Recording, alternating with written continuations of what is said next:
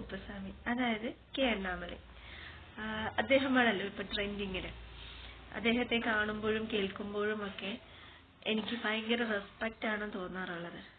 Actually engineering കഴിഞ്ഞ് IIM നിന്നും MBA കഴിഞ്ഞ് സിവിൽ സർവീസ് ക്ലിയർ ചെയ്ത് IPS കയറുന്നു.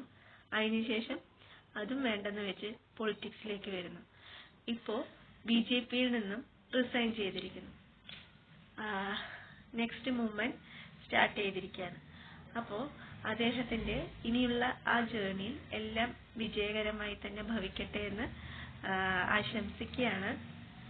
അതുപോലെ തന്നെ ഇത്രയും എഡ്യൂക്കേറ്റഡ് ആയിട്ടുള്ള ആൾക്കാർ പൊളിറ്റിക്സിൽ വരുന്നത് നല്ലതല്ലേ.